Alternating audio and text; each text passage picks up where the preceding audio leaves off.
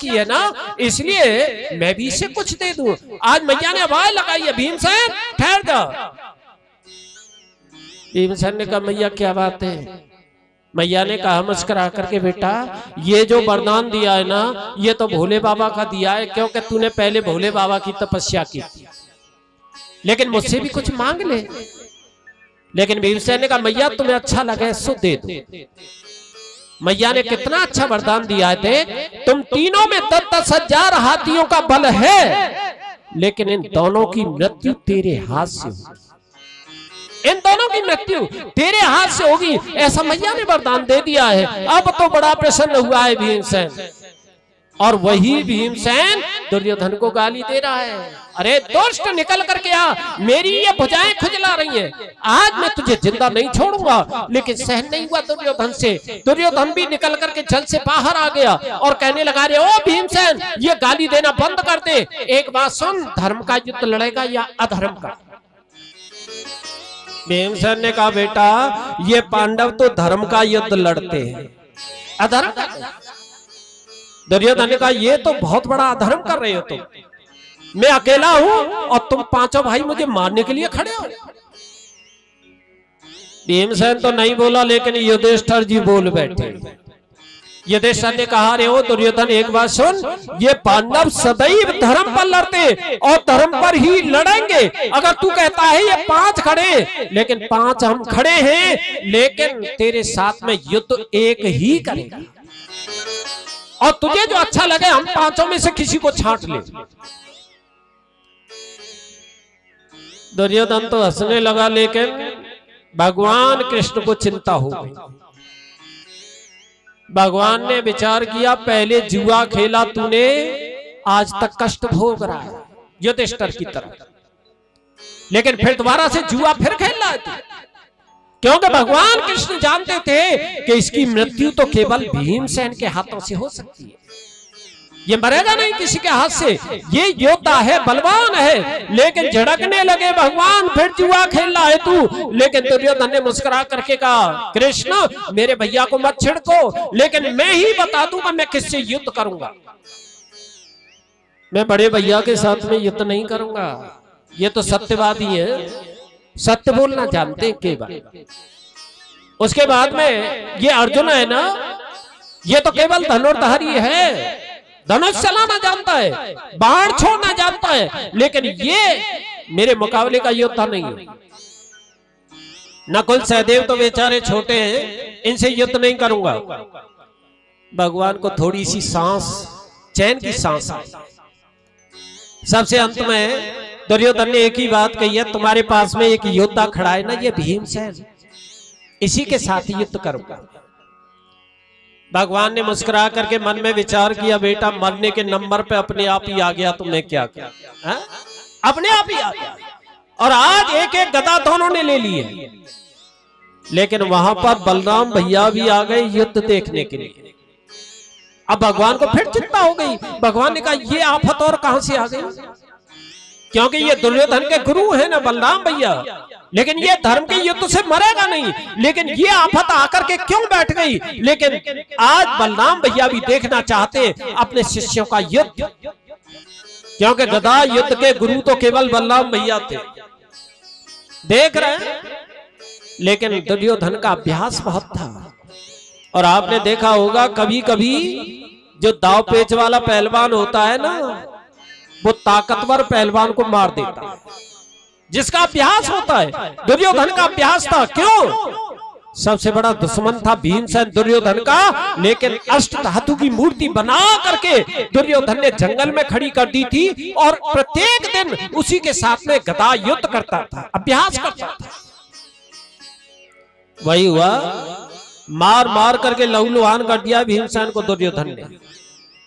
लेकिन मरने में नहीं आ रहा है, भीमसेन भगवान की तरफ देखने लगा, भगवान मेरे बस की बात नहीं है, इसे मारना। भगवान ने कहा बेटा जैसे तू युद्ध कर रहा है ना, ऐसे नहीं मरेगा ये, तू धर्म का युद्ध करेगा, धर्म के युद्ध से नहीं मरेगा, अब तो अधर्म का युद्ध लड़ना पड़ेगा। और भगवान ने इशारा कर दिया अपनी जंगा पर हाथ मार करके इसकी जंगा को तोड़ दे। भीमसेन ने कहा ये तो अधर्म का युद्ध हो जाएगा, क्योंकि गदा युद्ध में कमर से नीचे प्रहार नहीं होता है, ये धर्म का युद्ध है। गदा युद्ध जब होता है तो कमर से नीचे नहीं। लेकिन भीमसेन ने कहा ये तो बहुत बड़ा अधर्म हो जाएगा भगवान, अगर मैंने इसकी जंघा को तोड़ दिया।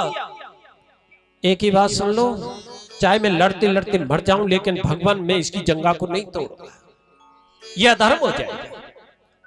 भगवान एकदम से लाल लाल आंखें हो गई, एक ही बात कहने लगे, अरे दुष्ट तू धर्म की दुहाई दे रहा है। जिस समय जहर के लड्डू खिलाए इस दुष्ट ने तुझे गंगा में बहा दिया, लेकिन उस समय धर्म कहाँ गया? द्रौपदी को भरी सभा में ये नग्न करना चाह रहे थे ये दुष्ट, लेकिन उस समय धर्म कहाँ गया? लाक्षागृह में जलाने की तुम्हें तैयारी की, लेकिन जब धर्म कहाँ गया? लेकिन एक ही बात सुन ले, मेरी आज्ञा का पालन करना सबसे बड़ा धर्म है, और मेरी आज्ञा का पालन नहीं करेगा तो यह अधर्म हो जाएगा। इसलिए मैं कहता हूं इसकी जंघा को तोड़ दे। भीमसेन ने कहा चलो आज्ञा का पालन तो करूं, लेकिन भीमसेन ने विचार किया मृत्यु दोनों तरफ खड़ी है मेरी, मैंने इसकी जंघा को नहीं तोड़ा तो ये दुष्ट मुझे मार देगा, लेकिन मैंने इसकी जंघा को तोड़ दिया ना, तो ये गुरुदेव बैठे हैं ना बलराम भैया, और बलराम जी जब देखेंगे ना कि मेरे शिष्य को धोखे से मारा इसने, तो ये मुझे जिंदा नहीं छोड़ेंगे। इसलिए इशारा कर रहा है भीमसेन, भगवान मेरी मृत्यु तो दोनों तरफ है, मैं बचूंगा नहीं। भगवान को हंसी आ गई। भगवान ने विचार किया मेरे भैया का डर लग रहा है। भगवान ने इशारा कर दिया पहले इसकी जंघा को तोड़ दे, और इस बलराम भैया को तो मैं देखूंगा बाद में, पहले इसकी जंघा को तोड़। आज भीमसेन को इशारा मिल गया, और भीमसेन ने फिर देर नहीं की है, गदा का प्रहार कर दिया है जंघा पर, और जैसे जंघा पर प्रहार हुआ है ना, जंघा टूट गई। दुर्योधन युद्ध भूमि में गिर गया, चिल्लाने लगा बुरी तरह से, लेकिन बलराम भैया ने देखा अरे दुष्ट ये क्या कर दिया, मेरे शिष्य को धोखे से मारा है तू, गदा लेकर के मारने के लिए भागे हैं। लेकिन आज भगवान ने पीछे से पकड़ लिया, कहां जा रहे हैं भैया, इस दुष्ट को जिंदा नहीं छोड़ूंगा, मेरे शिष्य को धोखे से मारा इसने, अधर्म का युद्ध किया है। भगवान ने मुस्कुरा करके कहा भैया ये घर घर की लड़ाई है, हमें तुम्हें क्या मतलब पड़ा इनके बीच में बोलने से, ये घर घर की लड़ाई है। लेकिन भैया एक बात सुनो, क्या इस दुर्योधन से भी बड़ा कोई दुष्ट दुनिया में है?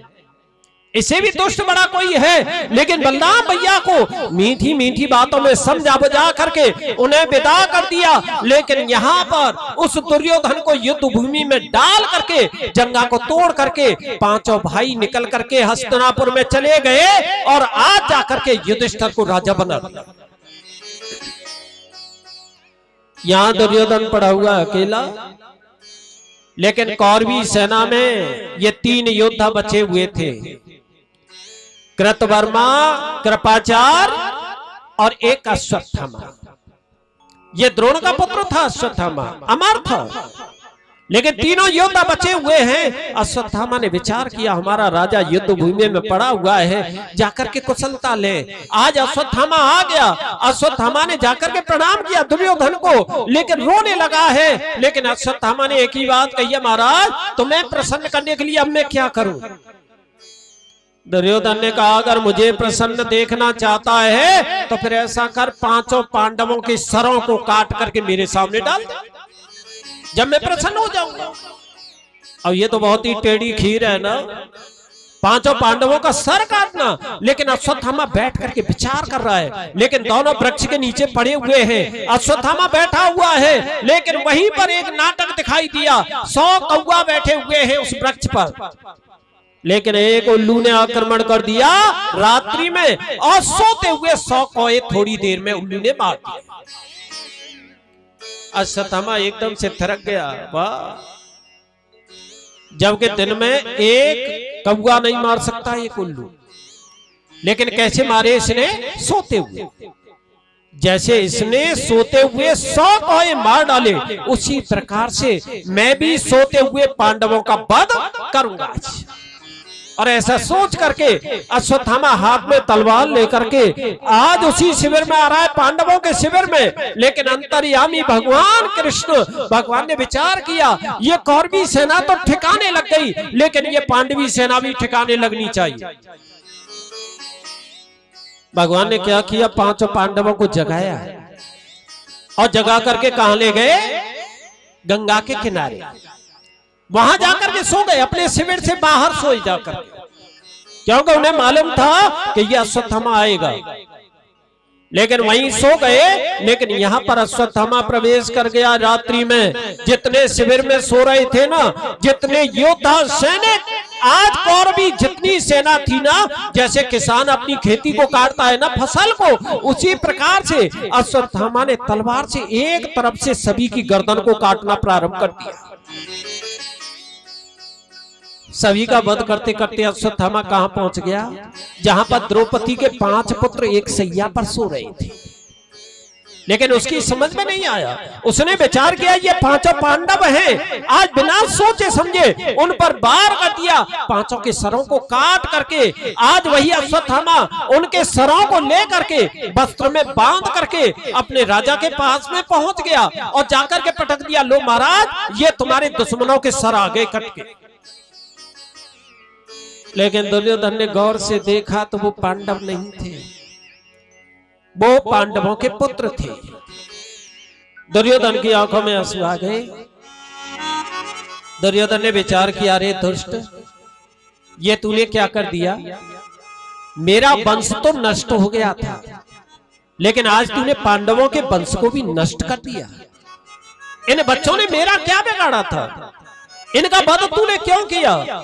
और आज रोते रोते रोते रोते बिलखते हुए दुर्योधन ने अपने प्राणों को छोड़ दिया। लेकिन यहां चले, सबसे पहले पांडवों के शिविर में द्रौपदी जगी और द्रौपदी ने जाकर के अपने शिविर में देखा तो सभी मरे पड़े, सभी के सर कटे पड़े।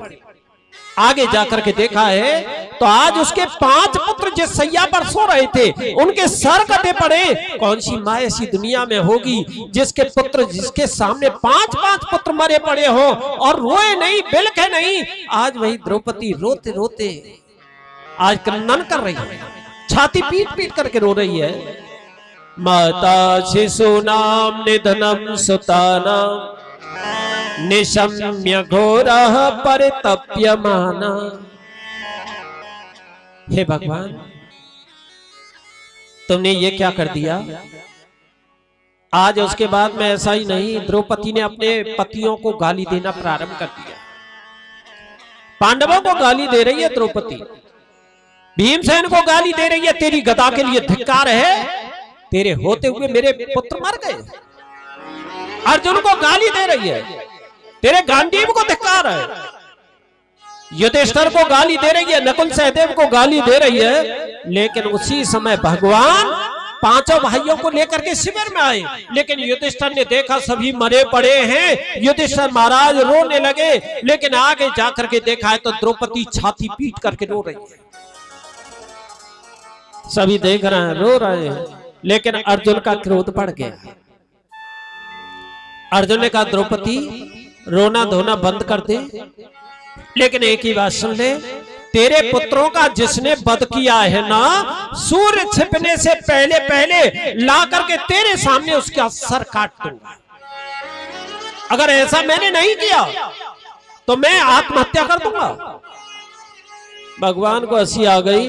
भगवान ने विचार किया, अर्जुन प्रतिज्ञा शीघ्र कर बैठता है, लेकिन एक बात सुन, जो प्रतिज्ञा करता है ना और प्रतिज्ञा को जो पूर्ण नहीं करता है वो नरक का अधिकारी भी होता है। और ये बात भी सत्य है। या तो किसी को वचन मत दो, और किसी को वचन अगर दे दिया तो उसे हमें पूरा करना चाहिए। और जो वचन दे करके पूरा नहीं कर रहा है उसे नरक भोगना पड़ता है, ये निश्चित है। इसलिए भगवान ने विचार किया, तेरी प्रतिज्ञा को मैं ही पूर्ण कराऊंगा। चल।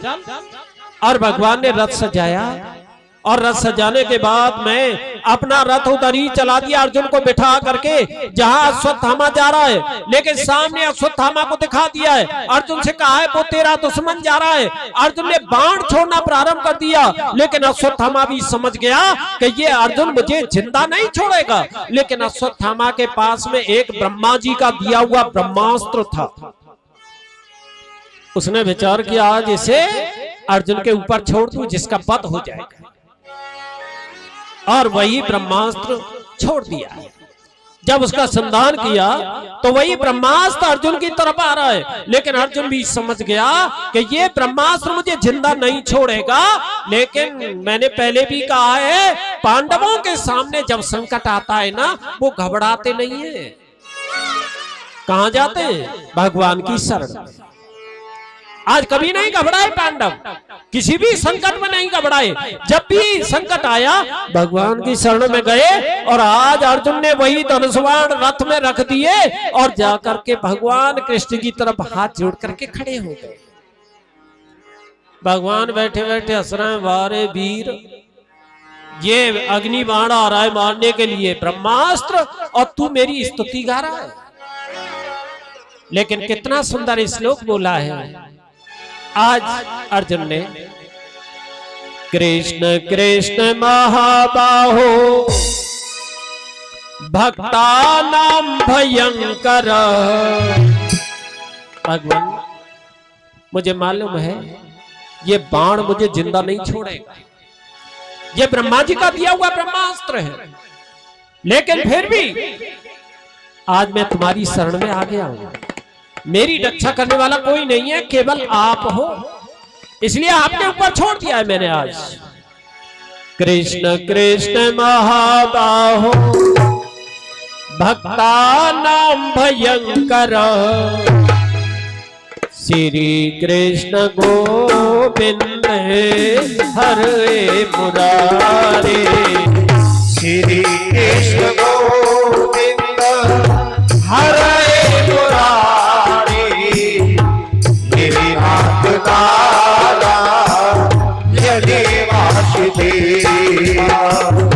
तमें कुतः माना नाम पर को असी, श्री कृष्ण गोविंद हरे मुरारे।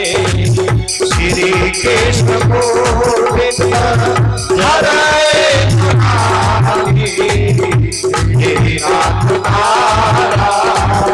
हरे वासुदेव। श्री कृष्ण गोविंद हरे मुरारे, हे नाथ नारायण वासुदेव। श्री कृष्ण गोविंद हरे मुरारे, हे नाथ नारायण वासुदेव।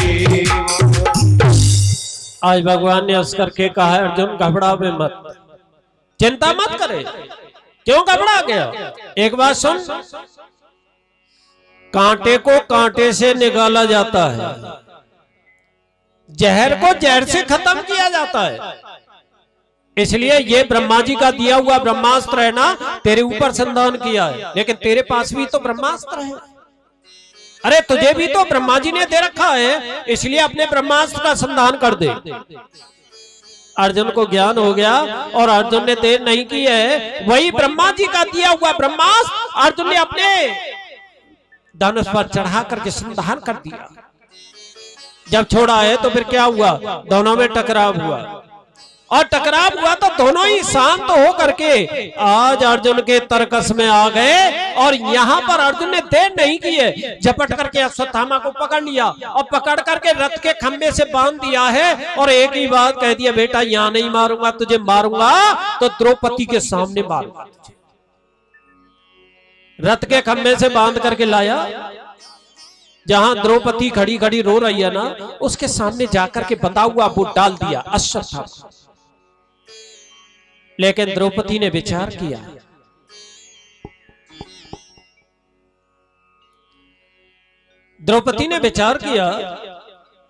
ये मेरे पतियों के गुरुजी का पुत्र है और ये ब्राह्मण है, लेकिन मेरे आंगन में एक ब्राह्मण बंधा हुआ, ये तो महापाप हो रहा है। समझ करके चले वही द्रौपदी है ना जिसने प्रतिज्ञा की थी, अरे ओ दुशासन, जो तूने आज मेरे केसों को पकड़ के खींचा है ना, जब तक तेरे हृदय से मैं अपने केसों को नहीं धो लूंगी, जब तक नहीं बांधूंगी। और वही किया था ना द्रौपदी ने, जब भीमसेन ने दुशासन का वध कर दिया तो उसी के हृदय से अपने केसों को धो करके बांधा था। लेकिन आज वही द्रौपदी है, कितनी दया दिखा रही है। द्रौपदी ने कहा है पतिदेव ऐसा करो, इस ब्राह्मण को बंधन से मुक्त कर दो, पहले खोलो इसे। अर्जुन ने कहा एक बात सुन द्रौपदी, तू तो इसे खोलने की बात कर रही है, लेकिन मैं इसका तेरे सामने वध करूंगा, अभी इसके मस्तक को काटूंगा। लेकिन द्रौपदी ने कहा नहीं पतिदेव, एक ही बात सुन लो, ब्राह्मण कैसा भी है लेकिन वो वध के योग्य नहीं है, उसका वध नहीं करना चाहिए। और ब्राह्मण का वध तुमने अगर कर दिया ना तो यानी तुम्हें नरक भोगना पड़ेगा। लेकिन अर्जुन ने कहा मेरी प्रतिज्ञा है। भगवान ने हंस करके इशारा किया, क्या देख रहा है, काट दे इसके सर को। और अर्जुन ने तलवार लेकर के मारना चाहा, लेकिन द्रौपदी तलवार से लटक गई।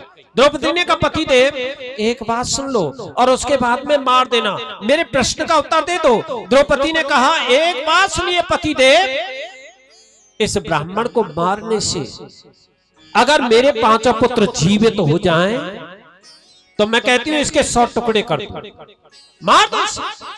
लेकिन पतिदेव तुमने इस ब्राह्मण का वध कर दिया, लेकिन फिर भी मेरे पुत्र जीवित नहीं हुए तो मेरे पतियों, अरे ओ पांडवों, तुम्हें नरक भोगना पड़ेगा, ये निश्चित है।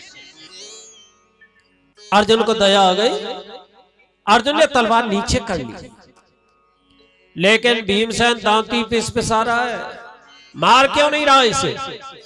भगवान कृष्ण को भी हंसी आ रही है, अभी तो प्रतिज्ञा की है तूने, प्रतिज्ञा को पूर्ण नहीं करेगा तो अर्जुन नरक भोगना पड़ेगा। अर्जुन ने देखा मारूंगा तो नरक भोगना पड़ रहा है, न मारू तो नरक भोगना पड़ रहा है, इसलिए अर्जुन ने कहा इसे मारना ही चाहिए, ये आतताई है। इसलिए तलवार लेकर के अर्जुन ने फिर मारने को तैयारी की है, लेकिन द्रौपदी तलवार से फिर लटक गई। पतिदेव एक प्रश्न का उत्तर दे दो, उसके बाद मार देना। फिर अर्जुन ने कहा क्या है तेरा प्रश्न। द्रौपदी ने कितना अच्छा जवाब दिया है पतिदेव, जिस माता का पति मर जाए, जिस पत्नी का पति मर जाए, वो किसके सहारे जीवन काटती है। अर्जुन ने कहा वो अपने पुत्र के सारे जीवन काट ले जाती है, पुत्र के साथ। लेकिन दूसरा प्रश्न कर दिया द्रौपदी ने, ये बताइए पतिदेव, जिस माता का पुत्र मर जाए वो किसके सहारे जीवन काटती है। अर्जुन ने कहा वो अपने पति के सहारे जीवन काट ले जाती है। लेकिन द्रौपदी ने कहा पतिदेव एक बात सुनिए, इसके पिता को तुमने पहले युद्ध में मार दिया, जो तुम्हारे गुरुजी थे द्रोणाचार्य, उनका वध तुमने कर दिया पहले, लेकिन उसी के पुत्र को ला करके आज मेरे सामने मारना चाह रहे हो। इसलिए एक ही बात सुनो पतिदेव, जो इनकी माता है, तुम्हारी गुरु माता है गौतमी, जिसके पति को तुमने पहले मार दिया और उसके पुत्र को भी मारे मेरे सामने, अब ये बताओ तुम्हारे गुरु माता का हाल क्या होगा। और मैं तो एक ही बात कहती हूँ, तुम्हारी गुरु माता जितनी बार छाती पीट पीट करके रोएगी ना, उतने दिनों तक तुम्हें नरक भोगना पड़ेगा पांडवों। इसलिए मैं कहती हूं इसे छोड़ दो। अर्जुन को दया आ गई, अर्जुन ने तलवार नीचे फिर कर ली है, लेकिन भगवान कृष्ण हंस रहे हैं खड़े खड़े, बेटा अब मालूम पड़ेगी बहुत बड़ा ज्ञानी बनता था। और भगवान ने एक ही बात कही है हंस करके, एक बात सुन ले अर्जुन, ये दोनों नियम मैंने अपने शास्त्र में बनाए। कौन कौन से? आताताई का वध करने में कोई पाप नहीं होता है, ये आताताई है ना, पुत्रों का वध किया है, इसलिए इसका वध करना कोई पाप नहीं है। लेकिन दूसरी बात मैंने अपने शास्त्र में ये भी लिख दी है कि ब्राह्मण का वध कभी नहीं करना चाहिए। ब्राह्मण कैसा भी हो पूजिए विप्र सकल गुणहीन। ब्राह्मण कैसा भी हो उसका वध कभी नहीं करना चाहिए। बेटा अब मालूम पड़ेगी कि तू करेगा क्या। ये ब्राह्मण बचना भी चाहिए और मरना भी चाहिए। भगवान ने कितना सुंदर जवाब दिया। ये ब्राह्मण मरना भी चाहिए और बचना भी चाहिए, इसे मारो भी और छोड़ो। भीमसेन को हंसी आ गई, वाह तुम्हारे जैसे 2-4 न्यायाधीश और आ गए ना तो सबका कल्याण हो जाएगा। आप कहते हो इसे मारो भी और छोड़ो भी, ये दोनों बात कैसे होंगी। लेकिन अर्जुन की समझ में आ गया। अर्जुन ने विचार किया भगवान मुझसे क्या कराना चाहते हैं। अर्जुन ने एक ही बात की है, अपनी तलवार से पहले तो उस ब्राह्मण का अश्वत्थामा का सर को मोड़ दिया, दाढ़ी को मोड़ दिया।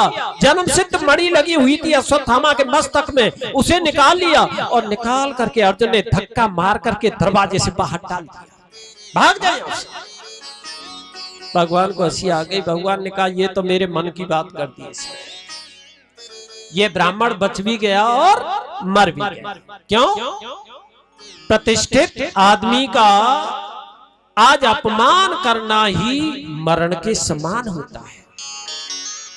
ब्राह्मण का अपमान हो जाए वो मरण के समान होता है। कोई पूज्य हो, विद्वान हो, उसका अगर अपमान हो गया तो वो मरण के समान होता है। लेकिन यहाँ पर ये अश्वत्थामा को शुक्रगुजार करना चाहिए, मुझे प्राणों को छोड़ दिया है। लेकिन उसके बाद में यहाँ तो प्रतिज्ञा करके जा रहा है वो अश्वत्थामा ने कहा अरे पांडवों मैं भी तुम्हारे वंश को आगे नहीं चलने दूंगा, ऐसी प्रतिज्ञा करके जा रहा है। लेकिन यहाँ पर चले भगवान ने सभी जितने सैनिक मरे पड़े थे ना सभी का संस्कार कराया है गंगा के किनारे जा करके। लेकिन वहीं पर अश्वत्थामा ने विचार किया ये पांडवों का वंश चलाने वाला अंतिम पुत्र कौन होगा, जो अभिमन्यु की पत्नी है जिसका नाम उत्तरा है। अभिमन्यु तो मारा गया चक्रव्यूह में, लेकिन उसकी पत्नी के गर्भ है। अगर वो गर्भ जिंदा रह गया तो पांडवों का वंश आगे चलेगा। इसलिए ऐसा करो उस उत्तरा के गर्भ को नष्ट कर। और अश्वत्थामा ने वही किया। आज बाण चढ़ा करके, अग्नि बाण चढ़ा करके आज छोड़ दिया उत्तरा के गर्भ को नष्ट करने के लिए। वो अग्नि बाण आ रहा है, लेकिन जा करके देखा है तो जो गर्भस्थ शिशु था ना वो निष्क्रिय हो गया। लेकिन उत्तरा घबरा गई। उत्तरा ने विचार किया मेरे पांडवों का वंश चलाने वाला मेरा ये पुत्र होगा, लेकिन इसका वध हो गया तो मेरे पांडवों का वंश नहीं चलेगा। लेकिन मैंने पहले ही कहा है ना पांडवों पर जब विपत्ति आती है तो वो भगवान की तरफ दौड़ते हैं। उत्तरा आज नहीं दौड़ी है, अर्जुन से सहायता नहीं मांगी है उसने, भीमसेन से सहायता नहीं मांगी उसने। आज उत्तरा दौड़ती हुई जा रही है तो केवल भगवान की तरफ, और भगवान खड़े खड़े देख रहे हैं। लेकिन कितना सुंदर श्लोक में आज स्तुति गाती जा रही है। वही उत्तरा ने एक ही विचार किया है भगवान मैं मर जाऊं, मुझे अपनी चिंता नहीं है, लेकिन मेरे गर्भ की रक्षा करो भगवान।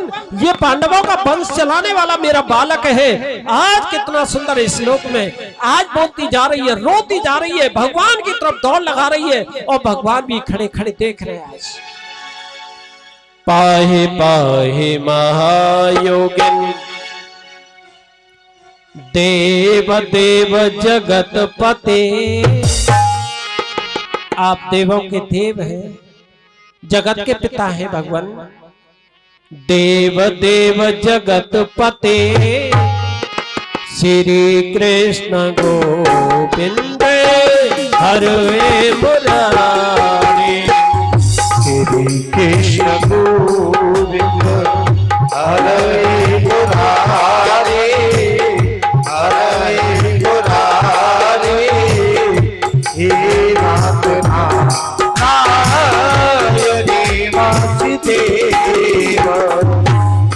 आज भगवान ने देर नहीं किया, सूक्ष्म रूप बनाया भगवान ने। आज उसके गर्भ में प्रवेश कर गई, उत्तरा के गर्भ में, और एक स्वरूप से बाहर खड़े हुए हैं। उत्तरा स्तुति गा रही है नान्यत्र भयम यत्र मृत्यु पश्यम मृत्यु यत्र पश्यम श्री कृष्ण गोविंद हरे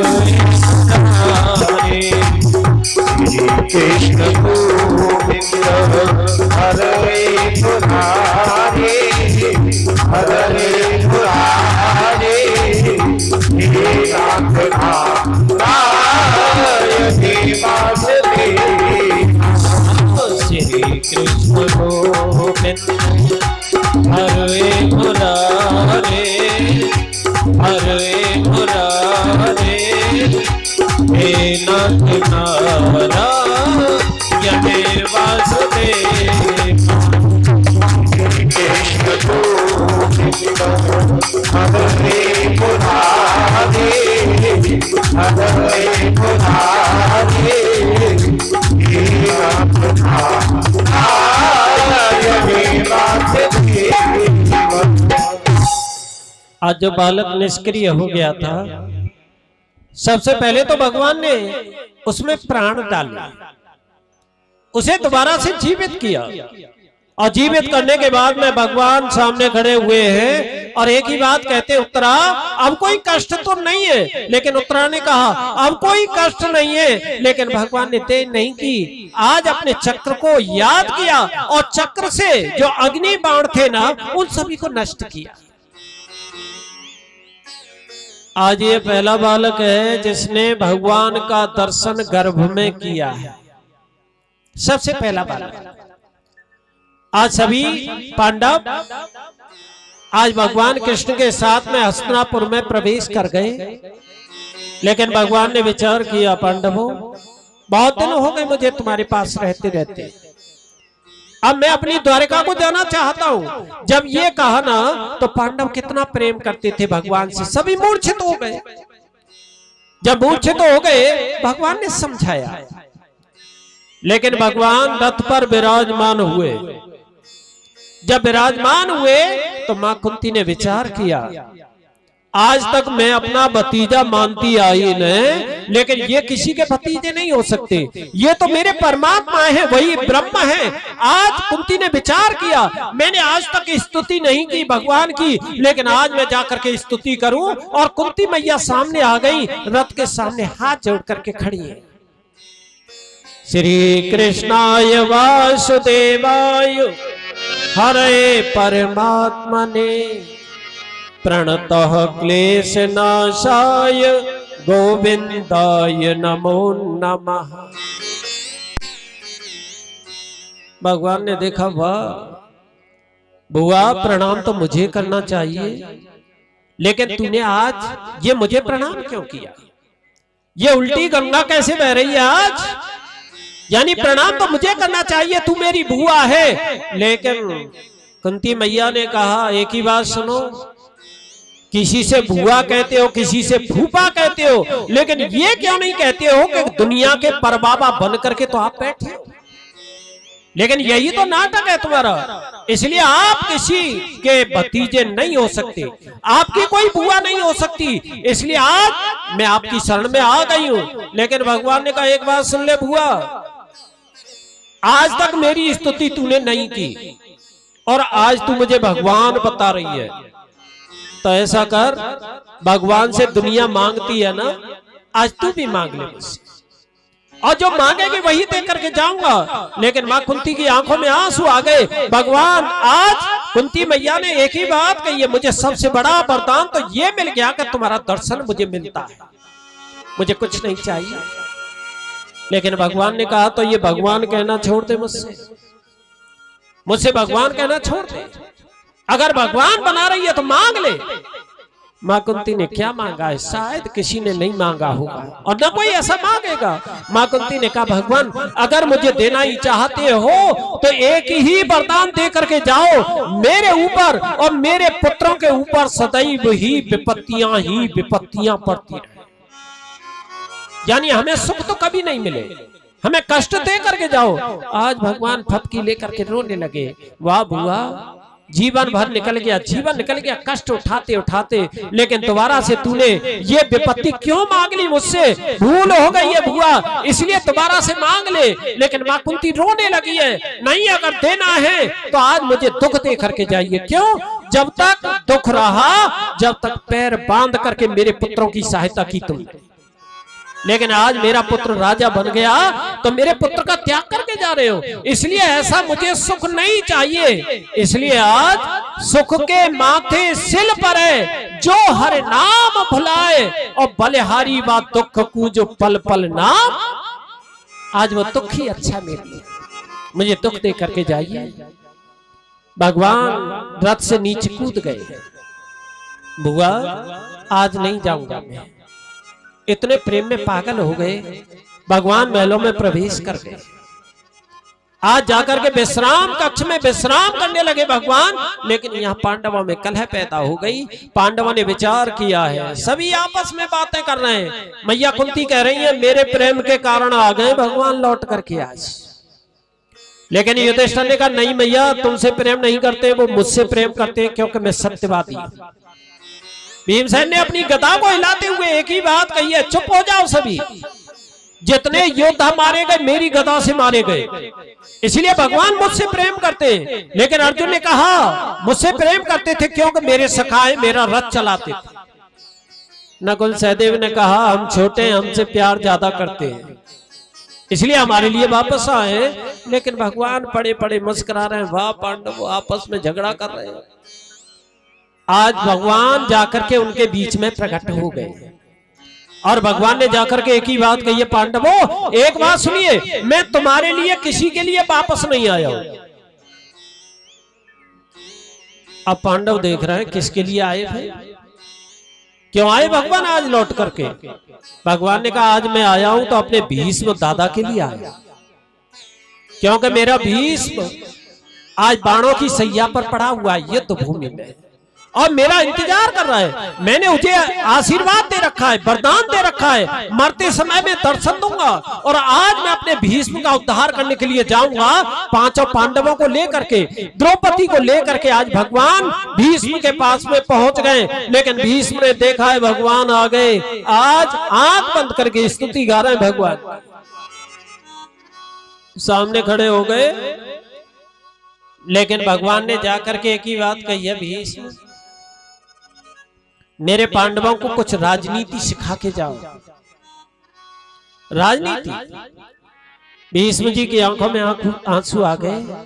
भीष्म जी ने एक ही बात कही है, भगवान मुझे कष्ट इस बात का है, पांडवों को इतना दुख देखने को क्यों मिला, मेरे पांडवों को इतना कष्ट क्यों दिया, क्योंकि आपने भी इनका साथ दिया। लेकिन सत्यवादी युधिष्ठिर, गांडीवधारी अर्जुन, गदाधारी भीम, नकुल सहदेव ज्योतिष के पंडित, लेकिन फिर मेरे पांडवों को इतना कष्ट क्यों मिला। भीष्म जी रोने लगे। भगवान ने कहा आज रो रहा है मेरे भक्तों के लिए, मेरे पांडवों के लिए, लेकिन उस दिन नहीं रोते थे जब बाण लेकर के युद्ध भूमि में 10,000 सैनिकों का वध करते थे। तुम आज दुष्ट का तुमने साथ दिया, मेरे पांडवों का तुमने साथ नहीं दिया। लेकिन भीष्म जी ने कहा इसलिए भगवान मुझे आपका दर्शन नहीं मिलता।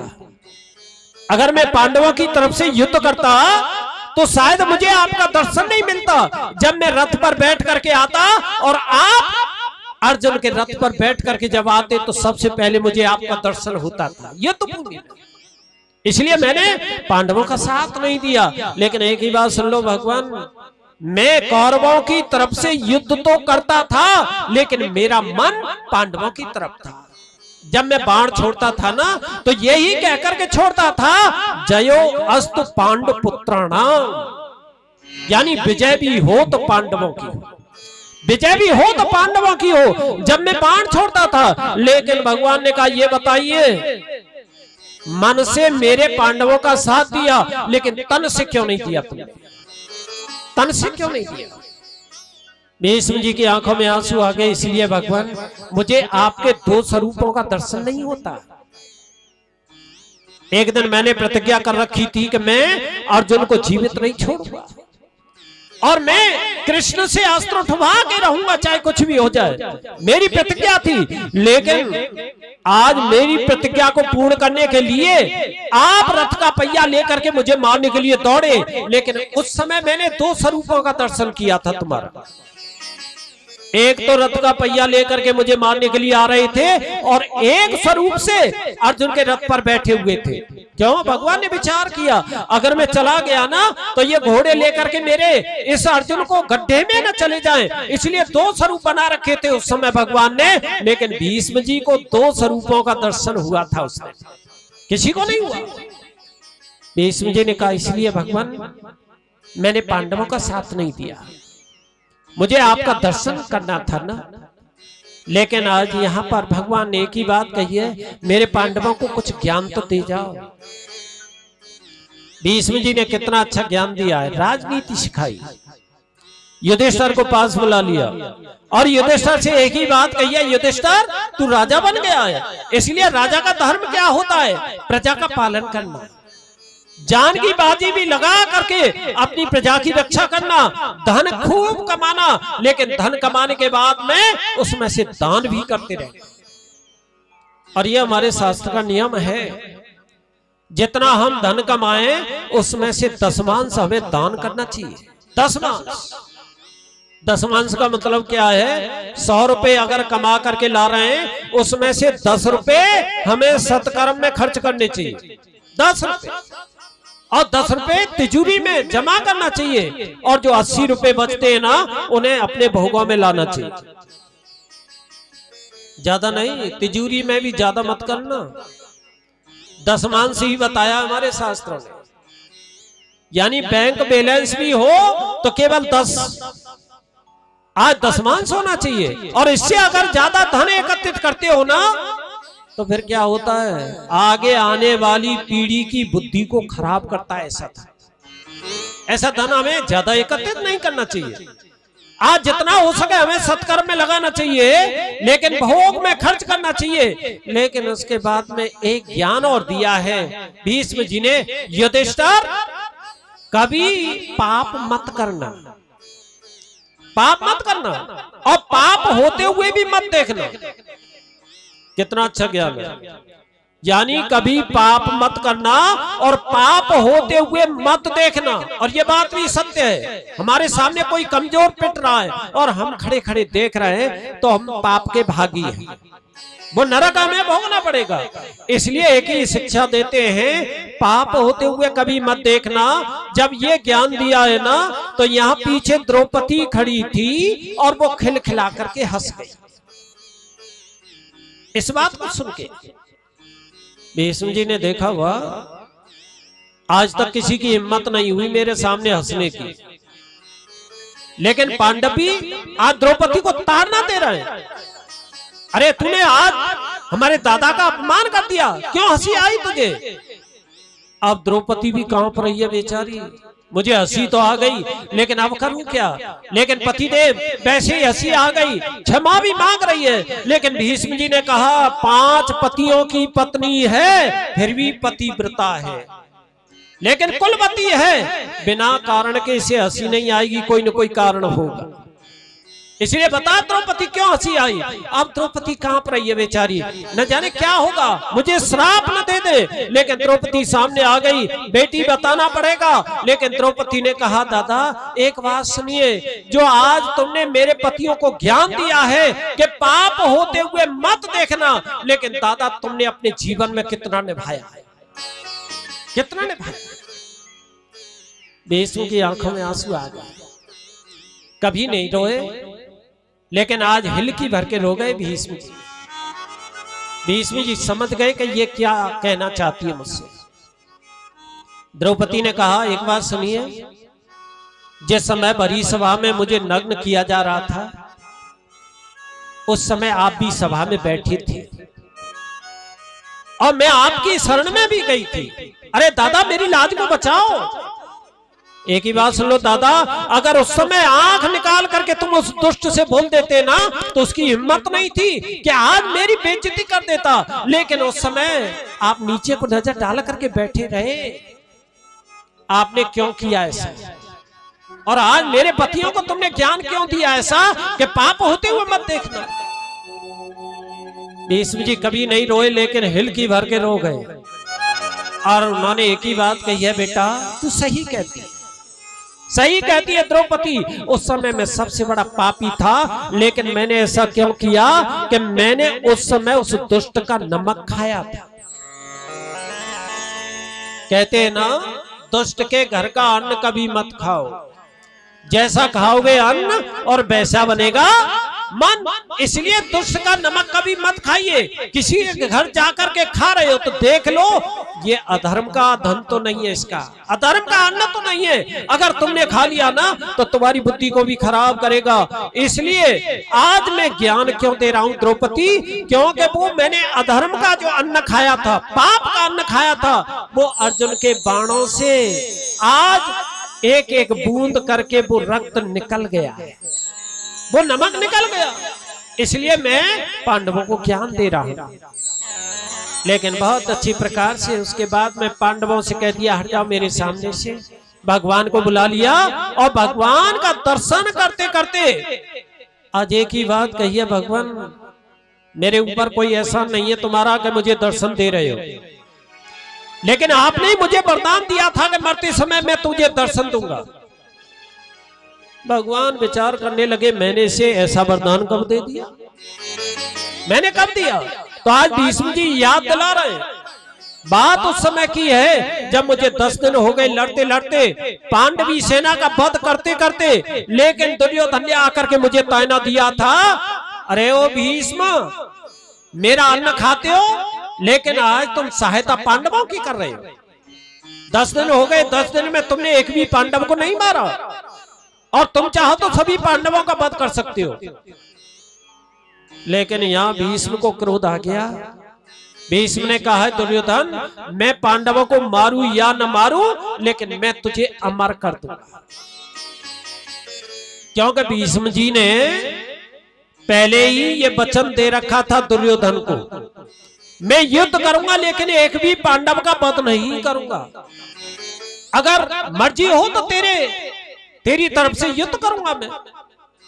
लेकिन आज वही भीष्म जी ने कहा है, तुझे अमर कर दूंगा। मैं पांडवों को नहीं मार सकता, लेकिन दुर्योधन ने कहा जब मैं अमर हो जाऊंगा तो पांडवों का वध मैं ही कर लूंगा, इसलिए मुझे अमर कर दो। भीष्म जी ने कहा ऐसा करना, मैं अपनी कुटिया पर बैठूंगा तपस्या करने के लिए, उसी समय अपनी पत्नी को मेरे पास भेज देना, प्रणाम कर लेगी और मैं जाकर के उसे आशीर्वाद दे दूंगा। दुनिया मरेगी लेकिन तू कभी नहीं मरेगा। दुर्योधन बड़ा प्रसन्न होता हुआ आया, अपनी भानुमति को जगाया, रानी को, और जगा करके कहा जा भीष्म दादा की कुटिया पर चली जा, प्रणाम कर ले। लेकिन वो भानुमति जा रही है रात्रि में, लेकिन भगवान को चिंता हो गई। भगवान ने कहा अगर ये चली गई ना तो ये दुष्ट कभी नहीं मरेगा। इसलिए भगवान ने क्या किया, तुरंत घूम करके गली में आ गए जिधर से भानुमति जा रही है। लेकिन कृष्ण भगवान को हंसी आ गई, अरे ओ भानुमति, ओ रानी, तुझे शर्म होनी चाहिए, रात्रि में अकेली क्यों घूम रही है। भानुमति ने कहा मेरे सामने से हट जाओ, मैं कोई बात नहीं मानूंगी। लेकिन भगवान ने मुस्कुरा करके कहा कम से कम बता तो दे कहां जा रही है। भानुमति ने कहा मैं जा रही हूँ भीष्म दादा की कुटिया पर। क्यों जा रही है? प्रणाम करने के लिए। भगवान ने कहा एक बात सुन, वो भीष्म दादा कोई बाहर के थोड़ी है, तेरे घर के ही तो हैं, और तू रात्रि में क्यों जा रही है, सुबह जग करके चली जाना। और अगर रात्रि में जाकर के प्रणाम किया ना तुमने, तो आज एक बात सुन ले, उनके भजन में विक्षेप पैदा होगा और तुझे श्राप भी दे देंगे वो। इसलिए मैं कहता हूं सुबह निकलने दे और सुबह जाकर के प्रणाम कर लेना। लेकिन भानुमति को मीठी मीठी बातों में लगा करके वापस कर दिया। लेकिन भगवान ने विचार किया ये वरदान अब मुझे किसे दिलाना चाहिए। अर्जुन की सैया पर द्रौपदी सो रही है, द्रौपदी का हाथ पकड़ के उठा लिया, लेकिन उठा करके ले जा रहे हैं द्रौपदी ने कहा कहां ले जा रहे हो, लेकिन भगवान ने हाथ रख दिया मुखड़े पर, मेरे पीछे पीछे आ जा, खींच करके ले जा रहे, लेकिन जा करके धक्का लगा दिया भीष्म दादा की कुटिया में, सामने बैठे ना, उन्हें जाकर के प्रणाम कर लो जाकर के। लेकिन द्रौपदी नहीं समझ पाई कि भगवान मुझसे क्या कराना चाहते, लेकिन द्रौपदी ने जाकर के प्रणाम किया है भीष्म जी के चरणों में। लेकिन भीष्म जी तो तैयार बैठे थे और आंख बंद करके ही वरदान दे दिया, आशीर्वाद दे दिया है, अखंड सौभाग्यवती भव, चिर सौभाग्यवती भव। द्रौपदी की आंखों में आंसू आ गए। द्रौपदी ने विचार किया, जो 10,000 सैनिकों का वध प्रत्येक दिन करते हैं, ये मेरे पतियों को छोड़ नहीं सकते, लेकिन इन्होंने ये वरदान मुझे जो दे दिया है। आज द्रौपदी की आंखों में आंसू आ गए और द्रौपदी ने खड़े होकर के कहा, हाथ जोड़ करके, दादा ये जो आशीर्वाद तुमने दिया है क्या ये सत्य होगा? भीष्म जी ने कहा, मेरे वरदान पर शंका करने वाली कौन आ गई? आंख खोल करके देखा है तो भानुमति की जगह पर द्रौपदी खड़ी है। एक बार को तो क्रोध आ गया, ये मेरे सामने ये कैसे आ गई, लेकिन फिर संतोष हो गया कि ये अच्छा हुआ उस दुष्ट को वरदान नहीं मिला। लेकिन यहां पर भीष्म जी ने कहा, एक बात सुन, तू मेरे पास आ कैसे गई और तुझे लाने वाला कौन है? और मैं समझ गया हूं उस काले कलूटे श्याम सुंदर के अलावा कोई दूसरा नहीं होगा। अब ये बता वो कहां है? द्रौपदी ने इशारा किया, वो दरवाजे पर खड़े, तुम्हारी कुटिया के दरवाजे पर।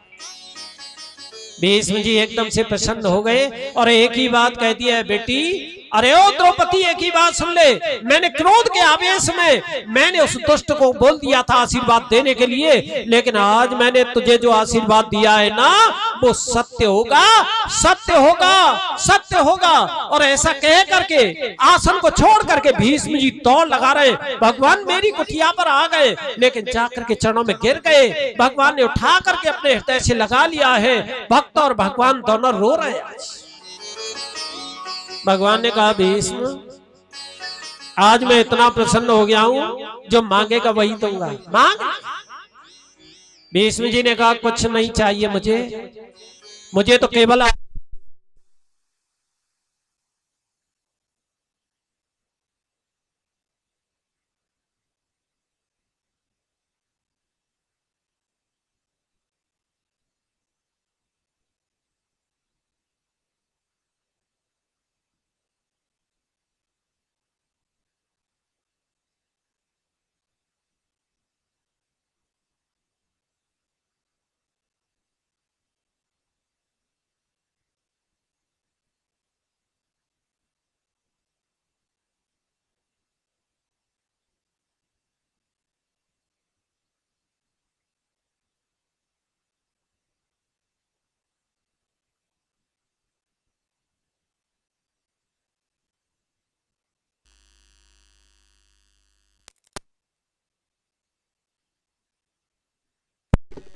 गोविंद राधे गोपाल राधे, श्री राधे राधे गोविंद गोविंद राधे राधे। बोलिए गोविंद भगवान की जय। जय जय श्री राधे। आज यहाँ पर बहुत अच्छी प्रकार से भगवान ने जब ये कहा है वरदान मांग ले भीष्म, मैं प्रसन्न हूं तुझसे। भीष्म जी ने कहा है सबसे बड़ा वरदान तो ये मिल गया, आप मेरे सामने खड़े हो, आपका दर्शन मुझे मिल रहा है, लेकिन अगर देना ही चाहते हो तो भगवान एक वरदान मुझे दे जाओ कि मेरी मांगने की इच्छा कभी ना हो।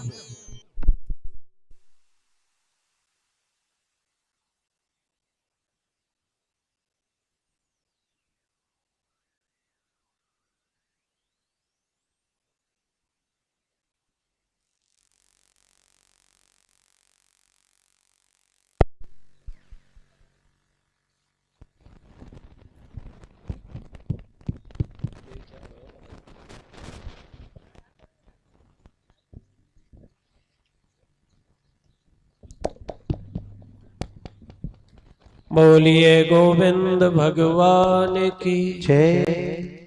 आज बड़ा प्रेम से आज वही भीष्म जी याद दिला रहे हैं।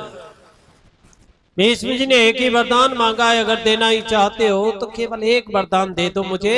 मैंने आज आपको बुलाया नहीं, बगैर बुलाए आ गए, मेरी कुटिया को पवित्र किया है। लेकिन भगवान याद रखना, जिस समय मेरी मृत्यु निकट आ जाए ना, उस समय मुझे बुलाने की जरूरत न पड़े, अपने आप आकर के खड़े हो जाए।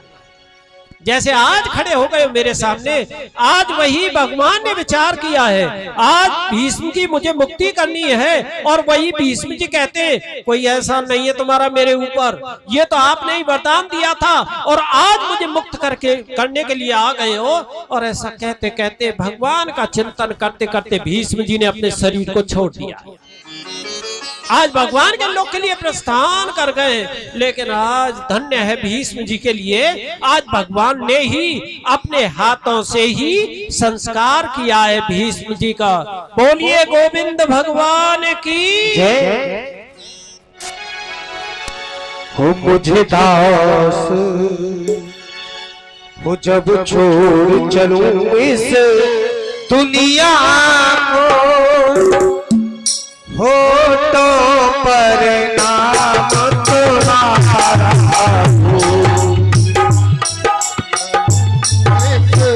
दुनिया को होठों पर नाम तुम्हारा, चाहे स्वर्ग मिले या नरक मिले, हृदय में बात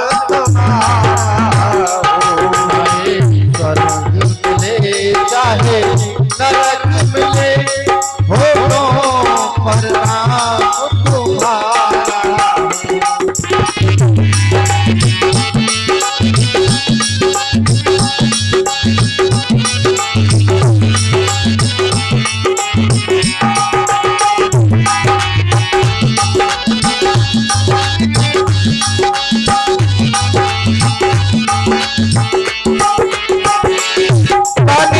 श्याम नाम की चादर हो,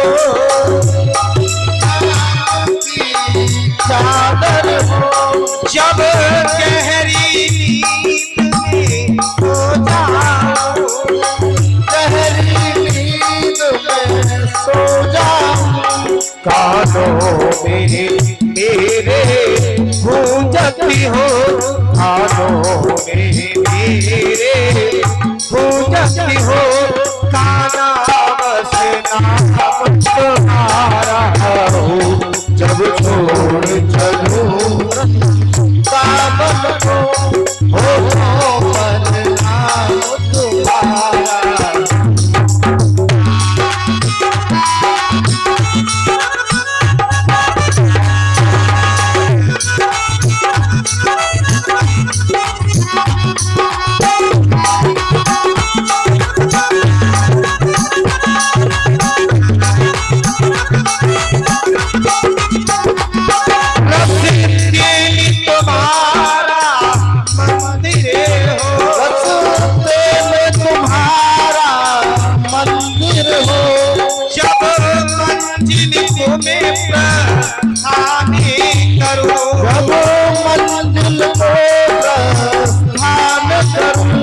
चौखट पर तेरी मनमोहन, चौखट पर तेरी मनमोहन, अंतिम परिणाम हमारा हो, जब छोड़ चलूं दुनिया को, होठों पर नाम तुम्हारा।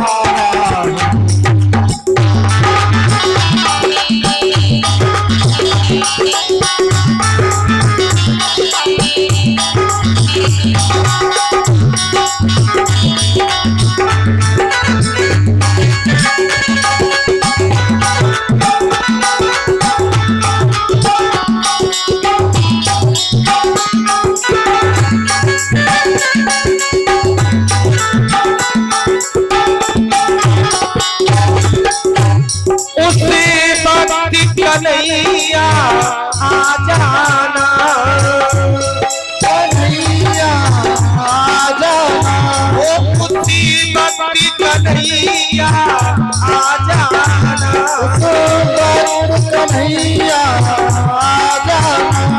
जब चिता पे जाके शयन करूं, जब चिता पे जाकर शयन करूं, ओ जब चिता पे जाके शयन करूं, जब चिता पे जाके शयन करूं। मेरे मुख में तुलसी तल देना, मेरे मुख में तुलसी तल देना, इतना बस काम तुम्हारा हो। जब छोड़ चलो इस जीवन को, होठों पर नाम तुम्हारा हो। जब छोड़ चलो इस दुनिया को, होठों पर नाम तुम्हारा हो।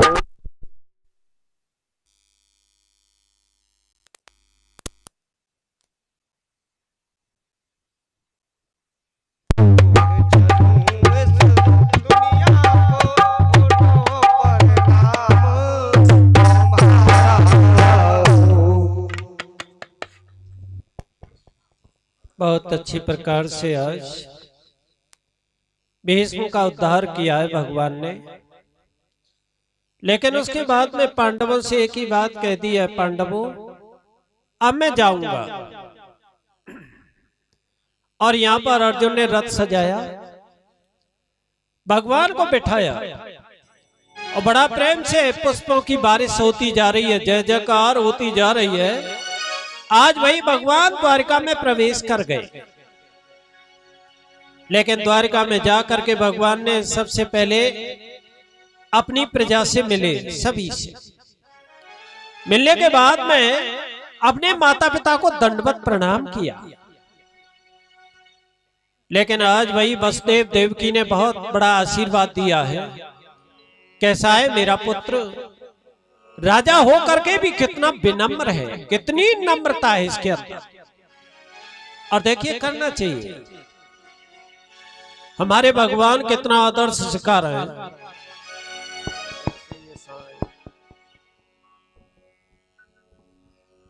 ऐसा बोला है कुछ बुरा रुरा सा। आज बड़ा प्रेम से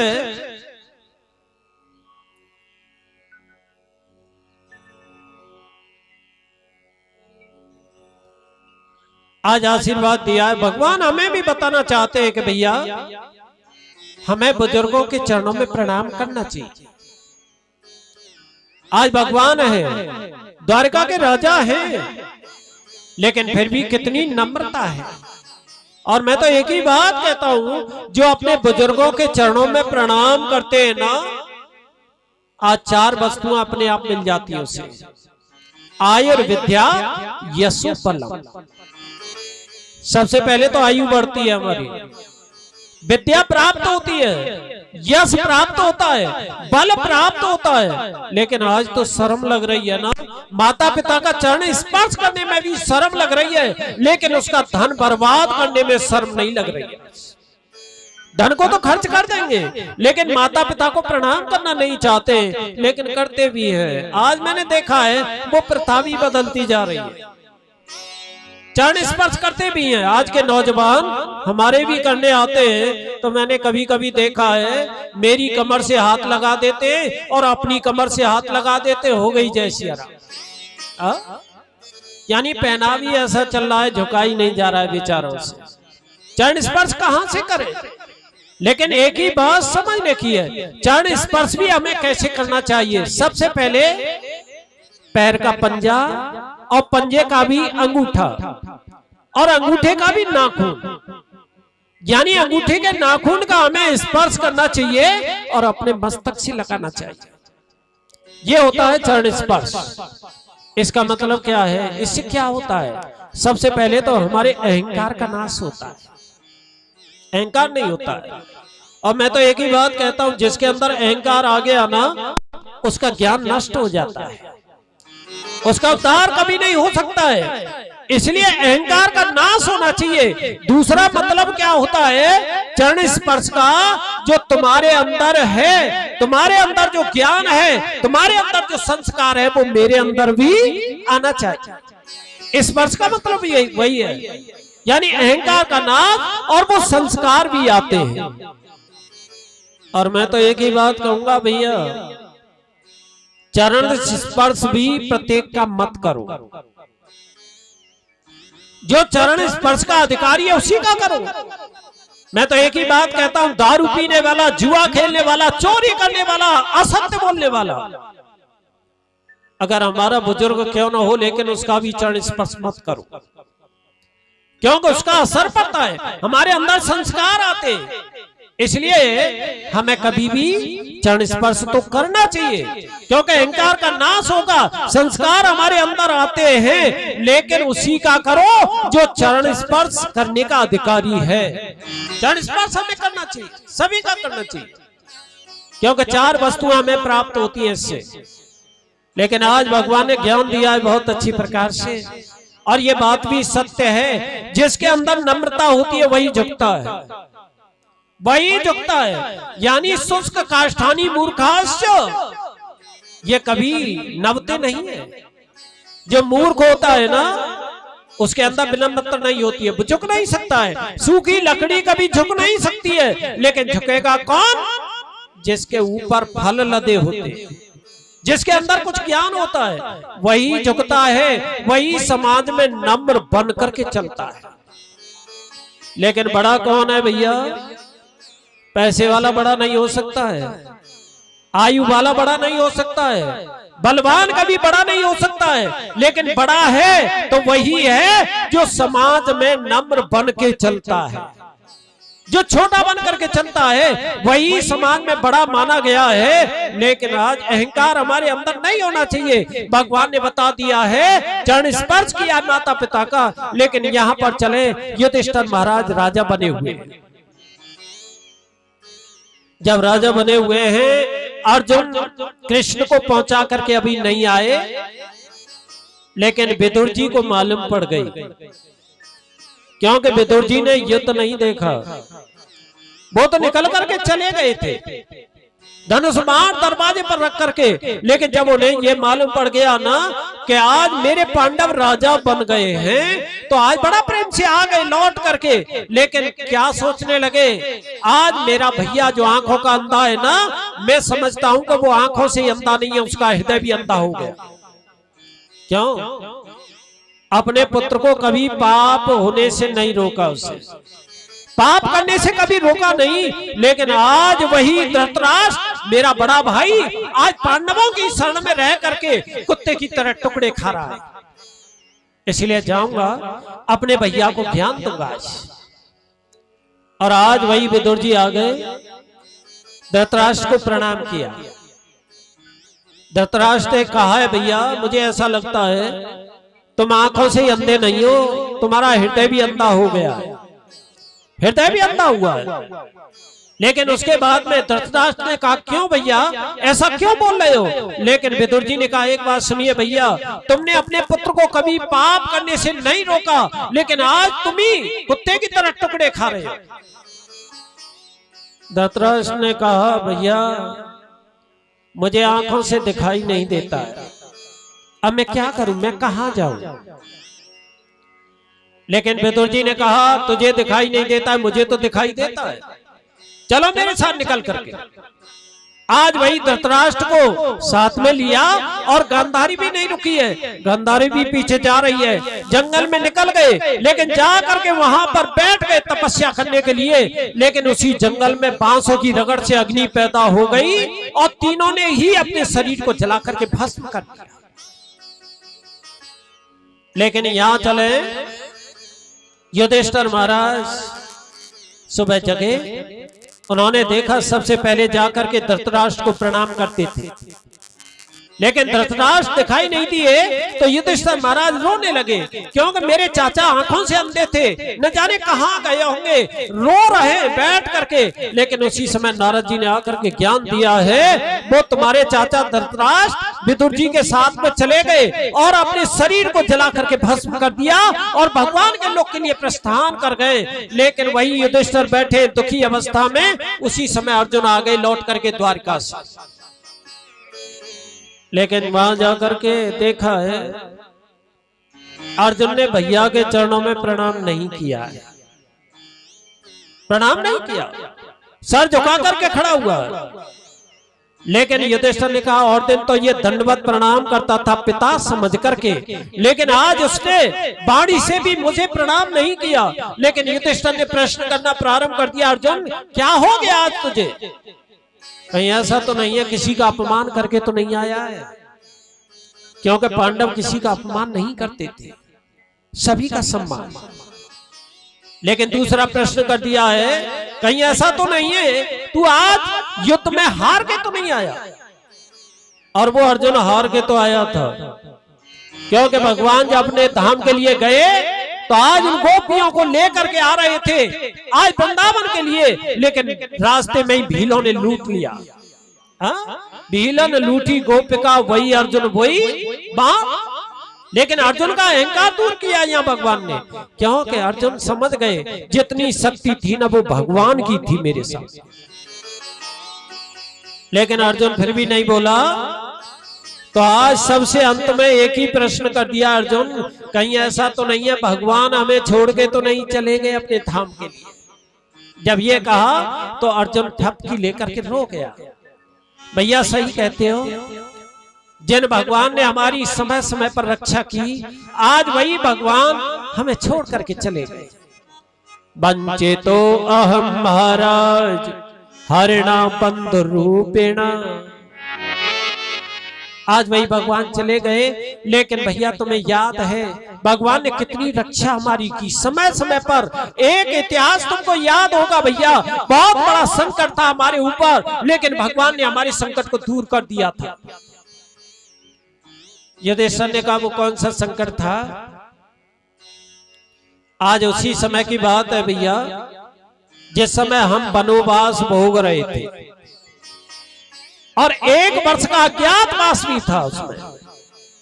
लेकिन उस समय दुर्वासा ऋषि अपने 10,000 शिष्यों को लेकर के आज बड़ा प्रेम से दुर्योधन की सभा में आ गए। लेकिन दुर्योधन ने उनकी बहुत अच्छी सेवा की।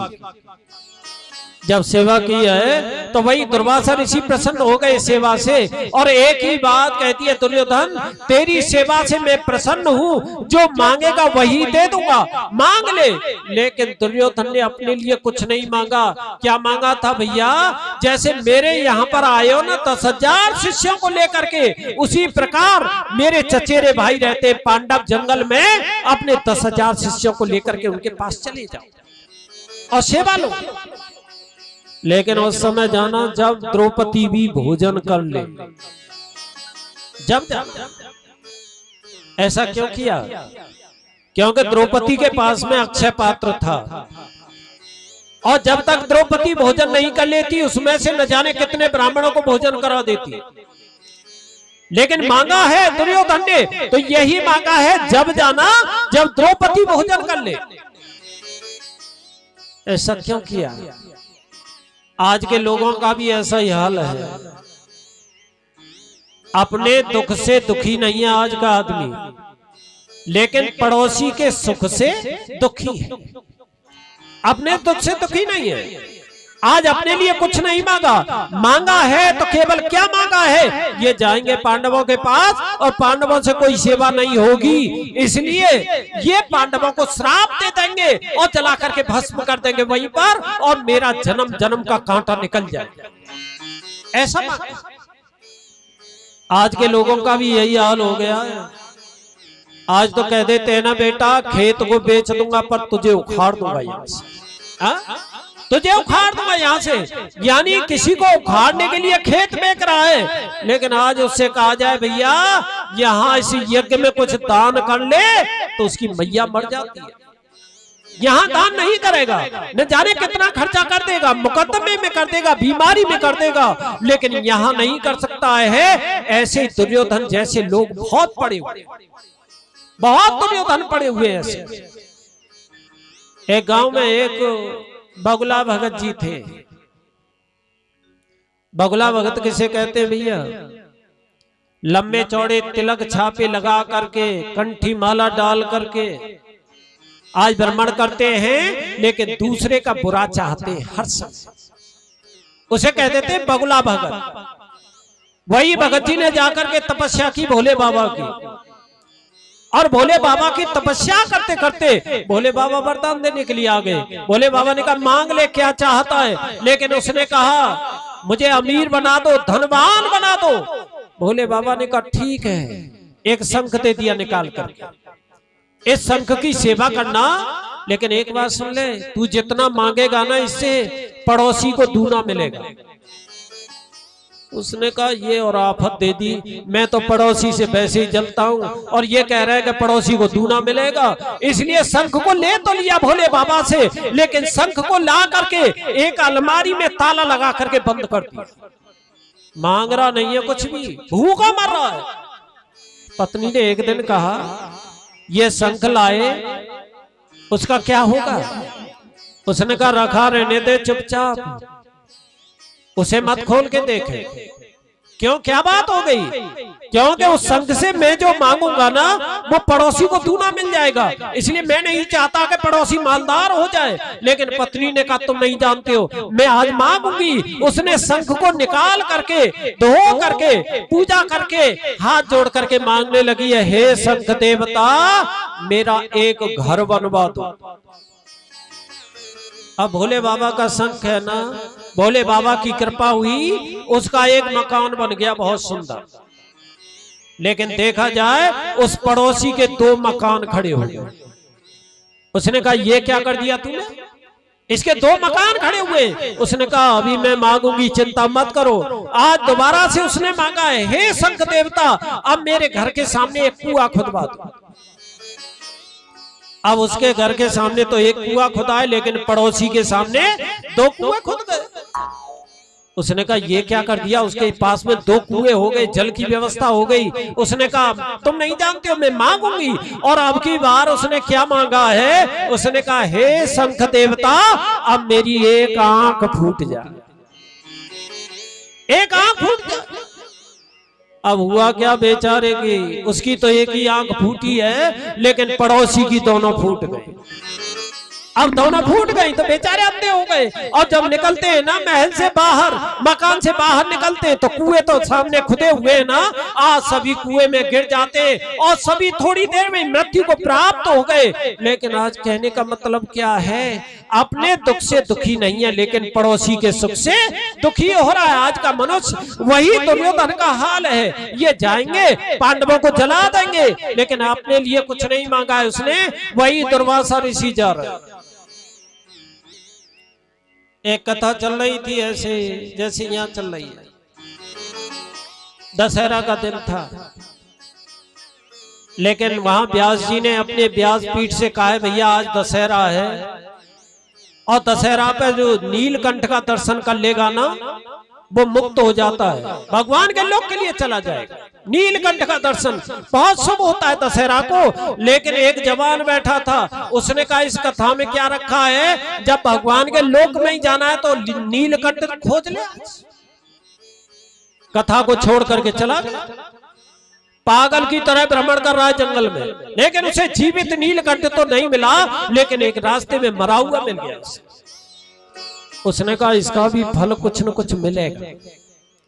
नीलकंठ को ले करके अंगोछे में बांध करके बगल में दाब करके फिर दोबारा से पांडाल में आ गया। लेकिन बीच में ही खड़े होकर के कहने लगा है, पंडित जी एक बात सुनिए, किसी को जीवित नीलकंठ का दर्शन न हो और मरे हुए का हो जाए तो फिर क्या होगा। पंडित जी ने कहा फिर तो नरक में जाना पड़ेगा, नरक में जाना पड़ेगा अगर मरे हुए का दर्शन हो गया। उसने विचार किया जब नरक में ही जाना है तो अकेले क्यों जाए। आज अंगोछा में से निकाला, पहले तो पंडित जी के सामने दिखा दिया, पहले तो तुम देखो और उसके बाद में जितने श्रोता बैठे थे ना सभी के सामने घुमा दिया। इसका मतलब क्या है, मैं अकेला क्यों जाऊं, अगर जाऊंगा तो इन सभी को साथ लेकर के जाऊंगा, यानी दूसरे का बुरा चाहते हैं। वही दुर्योधन ने किया। वही दुर्वासा गए 10,000 शिष्यों को लेकर के, लेकिन युधिष्ठिर से कहा हमें भूख लग रही है, हमारे लिए प्रसाद तैयार करो। युधिष्ठिर महाराज चिंता में पड़ गए। 10,000 शिष्यों को लेकर के दुर्वासा आ गए, लेकिन हमारे पास तो कुछ नहीं है। लेकिन द्रौपदी से कहा है, द्रौपदी ये 10,000 शिष्य आ गए, लेकिन द्रौपदी बेचारी रोने लगी, क्योंकि उस दिन वो बर्तन मांज धो करके उसने रख दिया। द्रौपदी ने कहा क्या होगा, ये हमें श्राप दे देंगे। लेकिन पांडव कुछ नहीं सोच पा रहे हैं। लेकिन द्रौपदी ने कहा तुम कुछ नहीं करोगे, इसके लिए मैं ही सोचूंगी कुछ।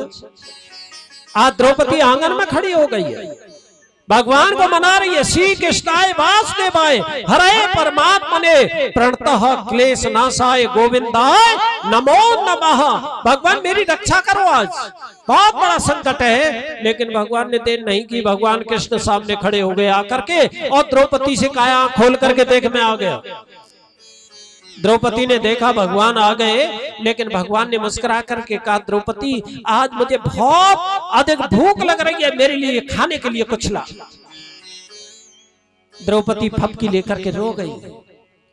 आज कौन सी परीक्षा है भगवान, आज मेरे घर तुम भी भूखे आ गए।